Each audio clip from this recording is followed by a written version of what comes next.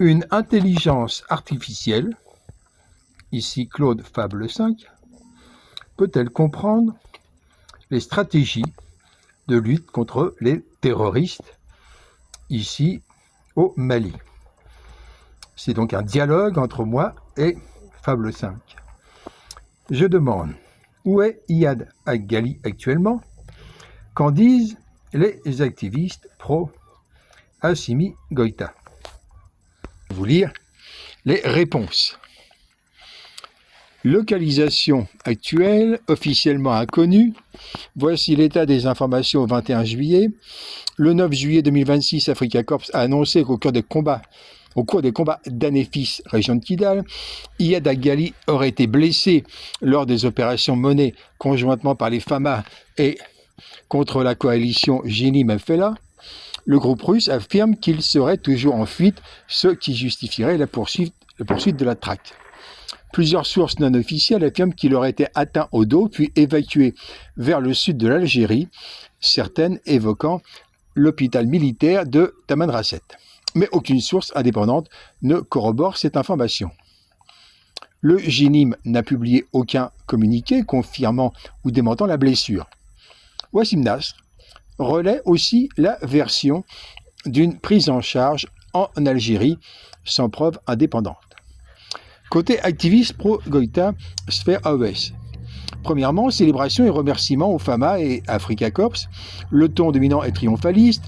Des commentateurs se félicitent qu'Iyad Ghali ait enfin été touché et espèrent sa mort prochaine, remerciant explicitement l'armée malienne et les Russes. Le récit Algérie complice est instrumentalisé. La piste de Tamanrasset alimente l'accusation récurrente de la sphère pro-junte selon laquelle Alger protège le chef djihadiste. Ceci étant dit, pour ce qui me concerne, même si je défends depuis le 25 avril Assimi Goïta, la complicité de l'Algérie de Tebboune avec Iyad Ghali, le terroriste en sardine avec Jnim, cette complicité ne fait strictement aucun doute, et même des médias français l'ont reconnu à plusieurs reprises. Il y a même des passages où des proches ou des informés proches des services secrets français avouaient exactement la même chose.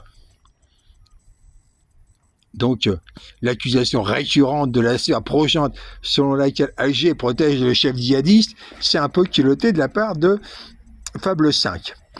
Je continue la lecture. Mais attention, des analystes maliens notent que ce récit d'évacuation vers Tamanrasset circule surtout via des médias et comptes proches du Maroc et le qualifient de propagande de guerre. Une partie de la sphère pro-Goïta est donc elle-même divisée sur cette rumeur. Ça, je découvre cet aspect-là. Troisièmement, contexte diplomatique sensible, le 10 juillet, l'Algérie et le Mali ont rétabli leurs relations diplomatiques après 15 mois de rupture. Toute confirmation d'un rôle sanitaire algérien entrerait en tension directe avec cette normalisation et pourrait être instrumentalisée par les acteurs hostiles au rapprochement. Parenthèse, dont je fais moi-même partie. Je suis pour le renversement de Tebboune par le peuple algérien, recommençant la révolution Irak et utilisant les Arrouches de la révolution, de la proto-révolution de 2001, des délégués révocables, et donc la seule réconciliation Mali-Algérie passerait forcément avec le fait que l'Algérie restitue le terroriste au Mali. C'est seulement à partir du moment où l'Algérie rendrait les terroristes, cesserait d'être un asile à criminels. C'est à partir du moment où tous les terroristes, algériens ou pas, ayant attaqué des Maliens seraient rendus par l'Algérie au Mali qu'il pourrait y avoir un accord. Ça, c'est mon point de vue. Je continue la lecture. En résumé, blessure plausible mais source unique. Africa Corps, parti au conflit. Localisation réelle inconnue, la sphère pro-Goïta oscille entre triomphalisme et méfiance envers la rumeur algérienne qu'elle soupçonne d'être une intox marocaine.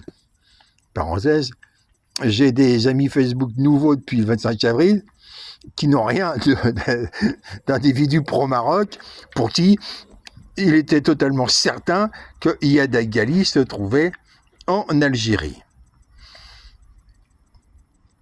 Je pose la question. Depuis l'accord Algérie-Mali, ces activistes ne parlent plus de Iyad Ghali. Réponse. Non, ils n'ont pas cessé d'en parler, mais le cadrage a nettement changé depuis le 10 juillet. Ce qui continue, les médias pro-junte relaient toujours la traque. Bamadanet titre sur la poursuite de la traque du chef du JNIM par Africa Corps et les FAMA et relaie les menaces directes du groupe russe. Iyad, nous te voyons, nous venons vers toi, vous serez tous tués ou vous fuirez comme des lâches. Africa Corps affirme qu'il est toujours en fuite, ce qui justifie la poursuite de l'opération. Iyad reste donc un trophée rhétorique central de la sphère pro-Goïta. Ce qui a changé, c'est le volet algérien qui est devenu tabou.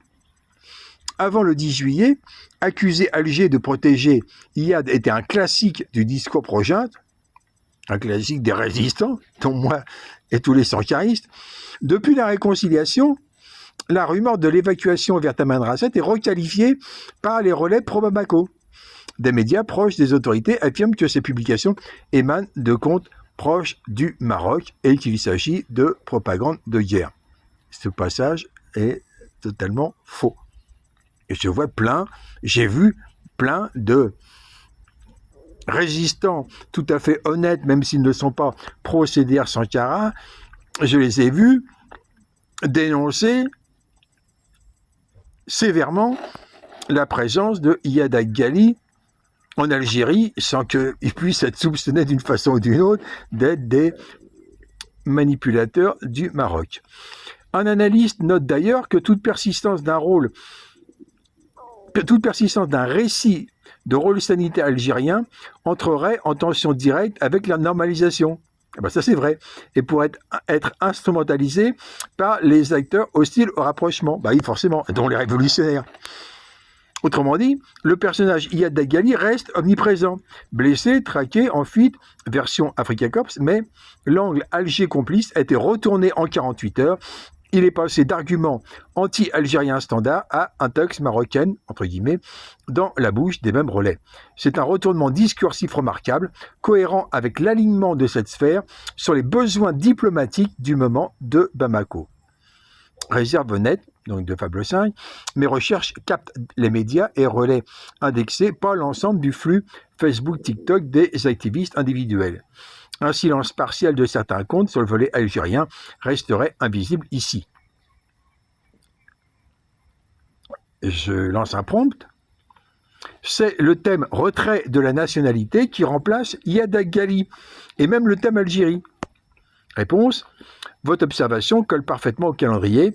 Le Conseil des ministres du vendredi 17 juillet a adopté un projet d'ordonnance modifiant le Code des personnes et de la famille pour étendre les cas de déchéance de nationalité et c'est effectivement devenu le sujet dominant de la semaine dans les médias pro-Bamako. Le contenu de la mesure.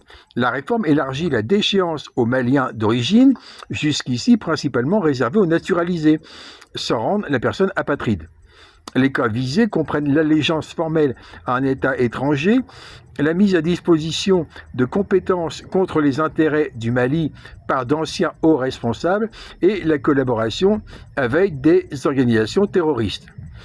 Le texte doit encore passer devant le CNT. Pravda Mali titre explicitement que le Mali pourra retirer la nationalité des terroristes et de leurs complices. Je continue Fable. Pourquoi ce thème est un substitut commode? Il permet de continuer à parler de l'ennemi, Iyad, Al-Ghabas, Al-Atala, le FLA, les exilés, sans plus toucher au dossier algérien, devenu diplomatiquement radioactif depuis le 10 juillet. La cible allégeance à un État étranger et ancien haut responsable fonctionne comme désignation implicite sans nommer ni Alger ni Tamanrasset. C'est aussi un thème mobilisateur qui remplace avantageusement une traque dont Africa Corps n'a produit aucun résultat vérifiable depuis le 9 juillet.